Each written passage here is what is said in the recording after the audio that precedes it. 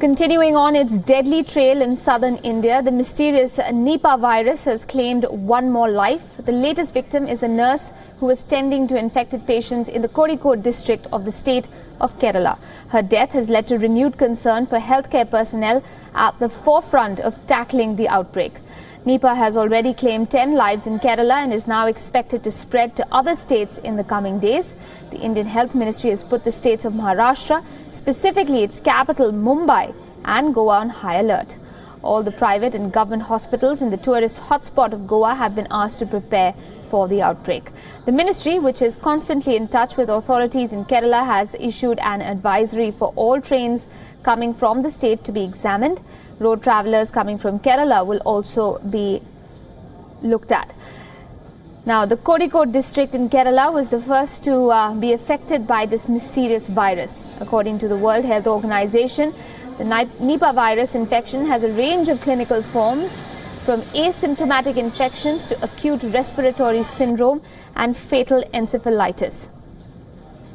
So let's take you through what this virus is exactly. It first emerged in Malaysia and in Singapore in 1998 through pigs and other domestic animals like dogs and cats. The virus gets its name from a village in Malaysia. In India's Kerala, the virus is transmitted to humans via fruit bat saliva or urine. The virus infects both humans as well as animals. The carriers are fruit bats. Now, the symptoms from this virus entail a range of issues like fever, headache, drowsiness and breathing problems. It can even lead to a coma within 24 to 48 hours. Severe exposure to the virus can also lead to death. Now, the virus can be prevented by taking precautionary measures. People are advised, for instance, to avoid contact with infected pigs, bats and humans. While tending to Nipah-infected people, one must always be wearing a mask and preferably gloves as well. N95 mask is what is recommended by healthcare professionals.